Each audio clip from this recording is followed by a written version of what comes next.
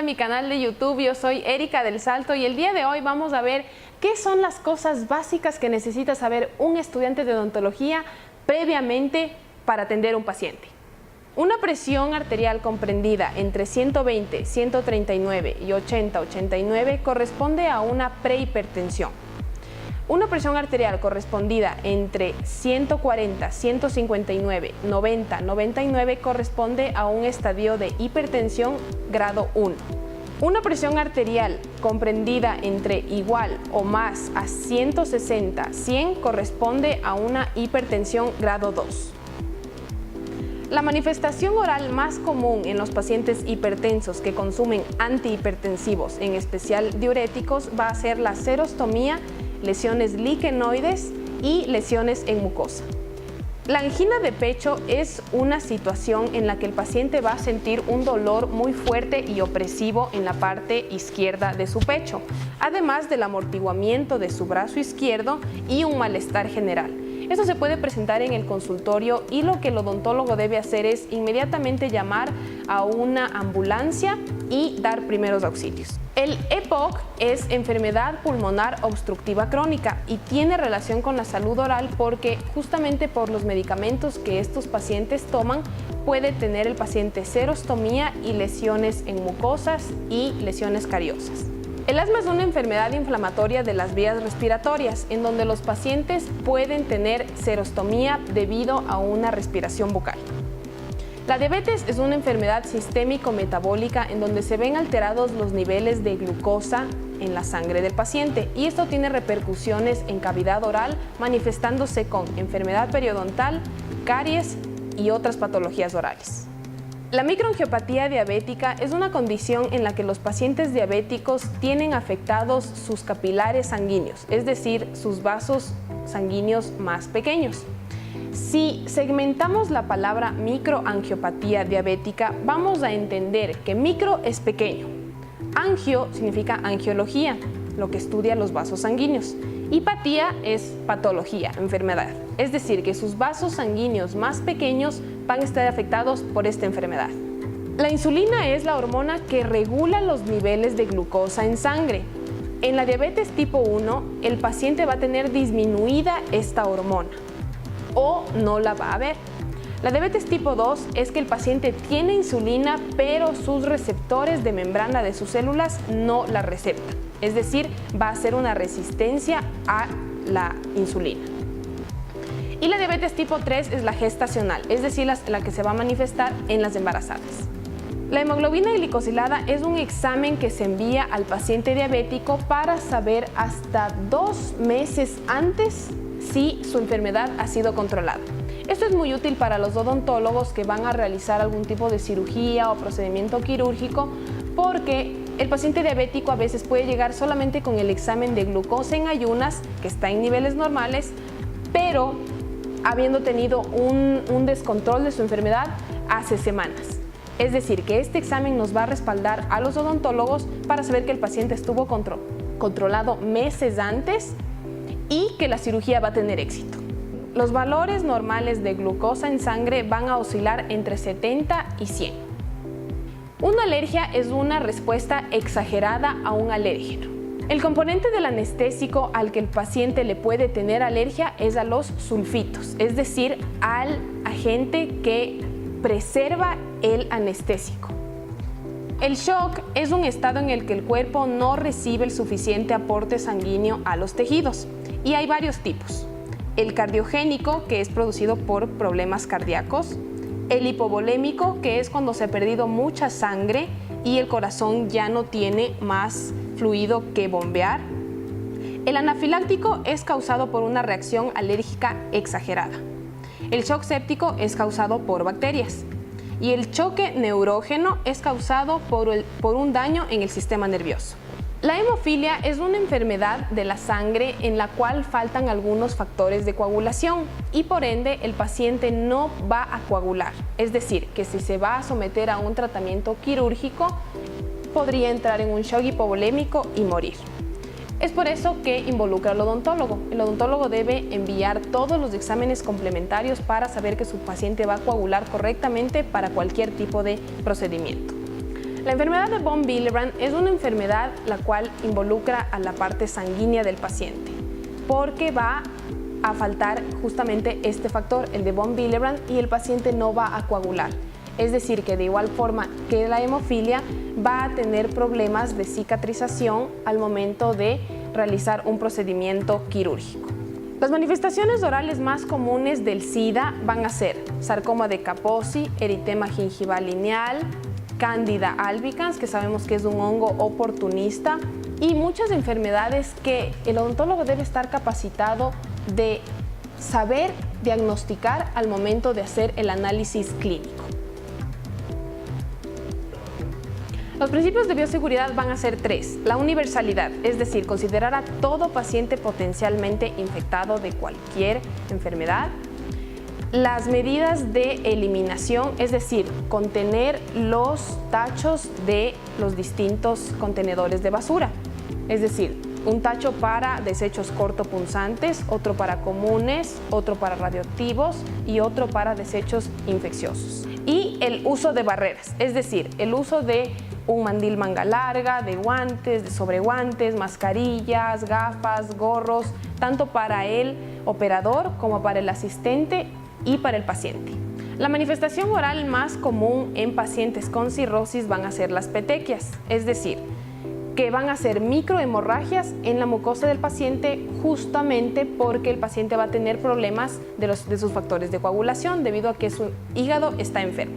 La endocarditis bacteriana va a ser una condición en la cual se encuentra infectada la parte interna del corazón debido a una sobrecarga de bacterias.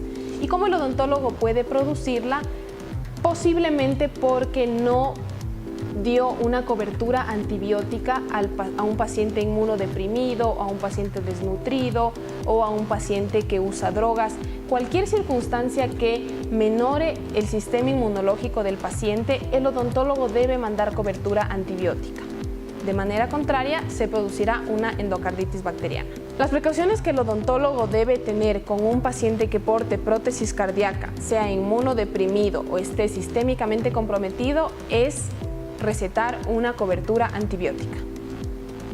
La artritis reumatoide es una enfermedad que va a afectar a todas las articulaciones del paciente. ¿Y por qué involucra al odontólogo? Por dos situaciones bien marcadas. La una es que si el paciente tiene mucho dolor en sus manos por la artritis reumatoide, no va a coger perfectamente el cepillo dental para cepillar sus dientes, es decir, va a tener una deficiente higiene en su boca. Además de que su ATM también se va a ver afectada por esta enfermedad, debido a que la artritis afecta a todas las articulaciones del paciente. Sabemos que la articulación temporomandibular va a verse afectada porque el paciente no puede abrir y cerrar correctamente su boca. La isotretinoína y los bifosfonatos son fármacos que van a afectar a la osteoregeneración del paciente. Es decir, que si un paciente va a ser sometido quirúrgicamente por un odontólogo, el odontólogo debe cerciorarse que el paciente no ha sido sometido a este tipo de medicamentos, porque el momento que el odontólogo toque quirúrgicamente el hueso del paciente, este no se va a regenerar y se va a osteonecrosar. La tríada de la diabetes es polidipsia, poliuria, polifagia.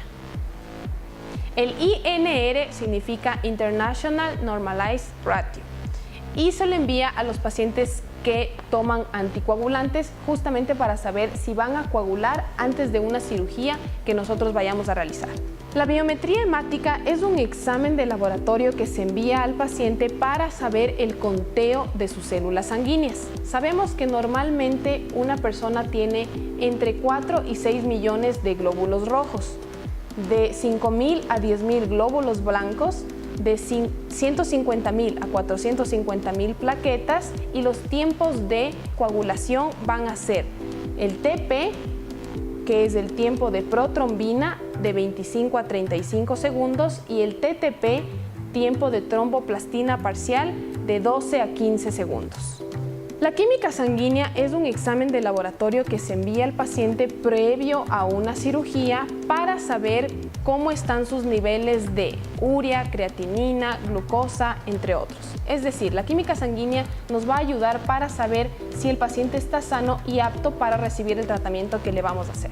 Tratamientos que se pueden realizar en una embarazada siempre deben ser muy mínimamente invasivos. Es decir, vamos a hacer un control cada 3 meses y vamos a realizar una profilaxis dental o una restauración, lo mínimo que la paciente embarazada necesite.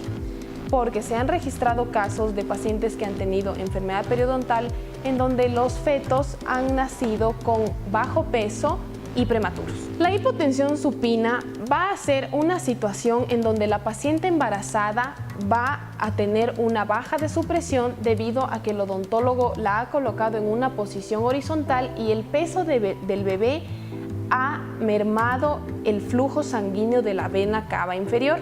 Es decir, que se ha producido una baja de su presión arterial y la paciente puede desmayarse.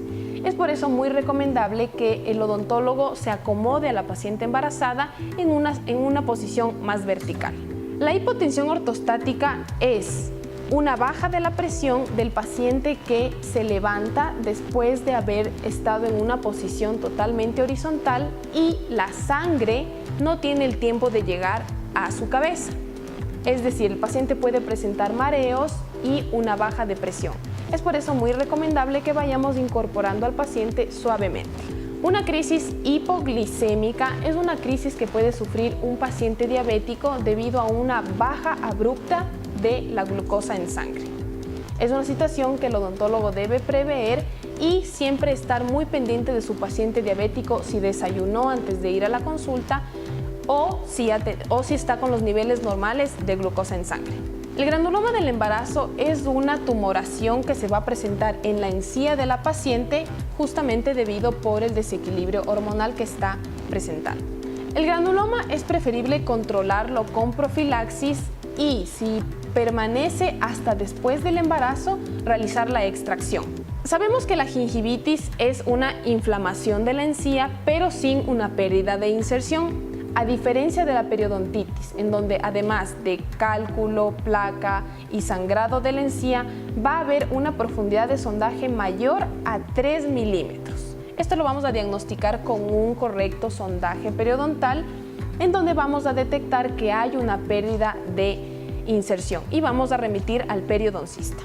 La caries es una enfermedad infectocontagiosa multifactorial en la cual se van a ver comprometidos los tejidos dentales del paciente. Y esto puede repercutir hasta llegar a profundas zonas como lo son la pulpa dental y promover a otro tipo de patologías. La erosión dental es un desgaste del esmalte producido por químicos como lo pueden ser el limón o cualquier otro tipo de fruta ácida. La abrasión dental es un desgaste del esmalte dental producido por un cepillado muy agresivo. La afracción dental es un desgaste del tejido dental producido por trauma oclusal, lo cual lo podemos distinguir porque se ve en una forma de cuña en la parte cervical. La atrición dental es un desgaste del tejido dental de una forma fisiológica, es decir, una persona de edad avanzada va a presentar sus bordes incisales más desgastados que una persona mucho más joven. El cigarrillo en la cavidad oral produce muchas patologías, dentro de las cuales encontramos caries, pigmentación, enfermedad periodontal y halitosis. El alcohol en cavidad oral puede presentar serios grados de serostomía, es decir, de una baja de la saliva debido a que el alcohol reseca las mucosas. La cocaína en la cavidad oral puede producir un agujero muy marcado en el paladar, debido a que sabemos que la cocaína es un potente vasoconstrictor, el cual va a coartar el flujo sanguíneo a los tejidos y estos a su vez se van a necrosar. La quelitis angular es una patología que se presenta en las comisuras, es decir, en los ángulos de los labios, producido por varias causas. Puede ser por una disminución de la dimensión vertical en personas de avanzada edad o por enfermedades oportunistas como la cándida. Se debe registrar en la historia clínica si el paciente tiene un piercing o tatuaje, debido a que hay estudios que revelan que pacientes que son portadores de un piercing en la lengua, en cualquiera de sus zonas, pueden ser propensos a tener cáncer. Un signo es lo que el médico o el odontólogo puede ver, como puede ser un hematoma, y un síntoma es lo que el paciente refiere que siente. Al paciente se le menciona que nos diga la intensidad de su dolor, preguntándole del 1 al 10 cuánto le duele. Si nos menciona que el dolor es de 1 a 2, podemos sospechar de un dolor leve. Si nos menciona un dolor de 5 a 6, puede ser un dolor moderado. Y en el caso de que nos diga 9 o 10, es un dolor severo. El sarcoma de Kaposi es una tumoración en la cavidad oral, probablemente debido a una infección por SIDA. Los signos vitales normales son presión arterial 120/80, temperatura de 36,5 a 37,5, frecuencia cardíaca de 60 a 100 pulsaciones por minuto y frecuencia respiratoria de 16 a 20 respiraciones por minuto. Un paciente que tiene acné puede estar tomando isotretinoína, una medicación que no ayuda a la regeneración del hueso. Es decir, que una persona que está tomando esta medicación y se somete a una cirugía que involucra tocar hueso, este hueso no se va a regenerar y va a promover una osteonecrosis, es decir, la muerte de este tejido. La candidiasis es una enfermedad producida por un hongo Candida albicans, la cual se ve clínicamente con una manifestación blanquecina. Esto se va a presentar en pacientes inmunodeprimidos. El paladar hendido con labio fisurado es una condición en la cual el niño nace con una abertura en la zona del paladar y el labio. Hay diferentes clasificaciones y diferentes tratamientos. El Waterpik es un aparato el cual va a botar agua a presión y va a ayudar mucho al correcto aseo del paciente. Los tipos de hilo dental son con cera, con sin cera y el Superfloss. El Superfloss es un hilo dental que va a constar de 3 partes. Una parte rígida para que pueda ingresar en la tronera de un lado a otro, una parte esponjosa para que limpie y una parte de hilo normal. Este hilo lo vamos a recetar a pacientes con ortodoncia, con prótesis fija o con enfermedad periodontal que tengan troneras muy grandes que limpiar. ¿Cómo se recetan los cepillos interdentales? Les invito a que den clic aquí para que vean el video. Al paciente se acondiciona neurosensorialmente en el consultorio odontológico, dándole una experiencia de compra positiva. Es decir, cómo le contesta la recepcionista al momento que el paciente llama a tomar la cita. Si el paciente tiene parqueadero. Si el paciente cuando ingresa, la recepcionista y las asistentes le saludan muy atentamente. Es también muy importante conectar con los sentidos del paciente, como por ejemplo, cuando el paciente llega al consultorio, el consultorio debe constar de un olor muy agradable. Mientras el paciente está en la sala de espera, ofrecerle cualquier tipo de bebida, agua, café. También visualmente el consultorio debe estar correctamente iluminado y todo debe estar estructurado de una forma adecuada. También sería muy importante preguntarle al paciente qué tipo de música le gusta para que al momento de la atención colocarle la música de su gusto. La pericoronaritis es una infección que se presenta por lo general en las zonas posteriores donde están erupcionando los terceros molares, debido a que a veces no hay espacio en la mandíbula para que estos erupcionen y encima de esta muela se forma un capuchón en el cual se puede quedar placa dental retenida y esta provocar una inflamación y una infección, la cual es muy molestosa para el paciente y lo más indicado es extraer los terceros molares. Los códigos del PCR son 4, yendo desde el 0 hasta el 4, para lo cual te invito a que des clic aquí para que veas el video correspondiente. El épulis fisurado es una masa hiperplástica de mucosa, la cual generalmente se localiza en el vestíbulo del paciente, debido a una prótesis mal adaptada. Adaptación celular. Sabemos que la atrofia va a ser la disminución de tamaño o la desaparición de una célula. La hiperplasia va a ser la proliferación en número de células. La hipertrofia va a ser el agrandamiento de una célula. La metaplasia va a ser el cambio de una célula diferenciada adulta por otra célula diferenciada adulta. y la displasia va a ser la incapacidad de una célula para adaptarse a un estímulo. El mucocele es una condición en la cual se produce una ruptura de un conducto de excreción de una glándula salival menor, en la cual se va a producir una tumefacción de la mucosa y el paciente puede llegar con una molestia de que tiene este tipo de pseudotumoración. Los productos que se deben recetar a los pacientes periodontales son enjuagues dentales con clorhexidina al 0.12%, cepillos interdentales y que cambie frecuentemente después de cada profilaxis que se realice. Los productos que se deben recetar a un paciente con hipersensibilidad pueden ser productos con cloruro de estroncio que ayuden a que esta hipersensibilidad disminuya. Se pueden usar productos como Sensodine, como Soral F, tanto pasta como enjuague.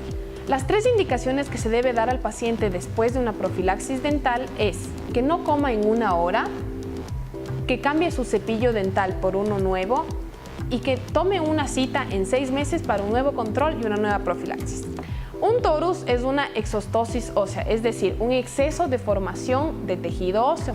Es totalmente benigno, solamente que cuando el paciente se debe realizar algún tipo de prótesis y esta no permite su adaptación, se la debe retirar. Una fístula es un conducto de excreción de una infección, es decir, que el organismo va a buscar una vía de drenaje para eliminar este tejido que le está afectando. Las venas raninas están debajo de la lengua y toman este nombre justamente porque parece la pancita de una rana y por eso se le dio esta denominación. La única funcionalidad de las rugas palatinas es de identificación de pacientes, es decir, van a hacer lo mismo que una huella digital. Los estratos celulares de la piel y mucosa van a ser estrato basal o germinativo, granuloso, espinóseo y córneo. En el córneo vamos a encontrar los queratinocitos. Los conductos de excreción de las glándulas salivales van a ser de la glándula parótida el conducto de Steno, de la glándula submaxilar el conducto de Wharton y de la glándula sublingual el conducto de Revinus-Bartholinus. Una bacteriemia transitoria es el paso de bacterias de una zona externa hacia el torrente sanguíneo del paciente. ¿Cómo el odontólogo podría producirla? Por medio de una profilaxis dental, debido a que si lastima o lacera alguna parte de la mucosa, si bien se extravasa sangre, también pueden ingresar bacterias y a esto se le denomina bacteriemia transitoria.